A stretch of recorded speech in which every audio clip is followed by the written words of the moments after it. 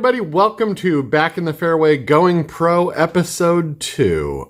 This episode, if you haven't watched the first one, I'll put a link down below. But this episode is going to be dedicated to the Associate Qualifying Test. I'm taking that bright and early tomorrow morning. Hopefully everything goes well. I haven't gotten enough study time in this week to really feel ultra comfortable, but on the practice tests I've been taking 90 to 95%. So hopefully I can pull this together and do it. But basically tomorrow, to sum it up, it is a very, very basic 70 question test. It covers the PGM program itself, the history of the PGA, as well as a huge chunk of rules questions. Fortunately, with the rules portion of the test, you are allowed to take a clean, unmarked rule book in with you. So basically, that's kind of an open book test, which should make the whole process a little bit easier for that. From what I understand and what I could pull offline, and there's not a whole lot of information about this stuff, so I'm not sure if it's a little bit secretive or if they just try to keep it a little bit more random. But basically, it's a 70 question test. About 30 of the questions have to do with rules, and you need to pass that test with, if I remember correctly, a 70% score. So basically you get half of the questions open book to start with, so you need to pull off about half of them correctly for the history and the program questions themselves. Now that said, of course I want to score as well as I can and score, well above that passing mark.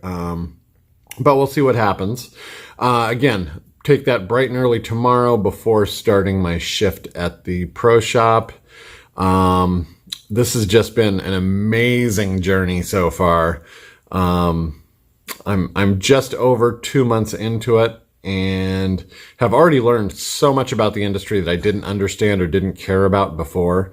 As a golfer, sure, you want to take care of your course and this and that, but just so many little details that people don't think about. So if I wanted to touch on a few of them really quickly, nobody ever really appreciates tee box management as much as you do after working as a starter for a day.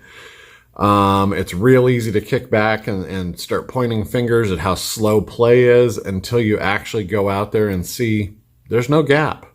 As a marshal and as a starter, you start looking at stuff like that going, how can we speed up play? How can we do this? How can we do that?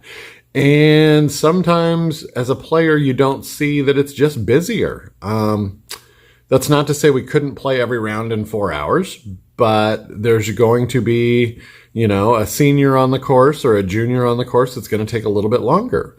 There are going to be days where it's just so crammed that people wait on par 3s and par 5s that they shouldn't wait on, and that creates a 2-second gap here and there. By the end of the day, they've added up to quite a bit. But anyway, that's probably, episode 4 or 5 down the road for a little bit more information on that one. But overall, really excited to get rolling and become a fully fledged PGA associate. And basically what that is somebody that is in training to become a member. Once you pass your associate level test, next up will be the playing test. The playing test, I'm looking at maybe an August date this year. I'm hoping to squeeze it in. Otherwise, there's one more chance in September. Game is coming together really, really well. I could definitely use a 2-iron or a driving iron in my current set to kind of bridge the gap on my 3-iron's going about 240 off the tee, which is a great distance for that one. I just need something that's a little bit of a gap filler between the driver and the 3-iron. And Wilson just released a driving iron prototype picture, and can't wait to see that in action.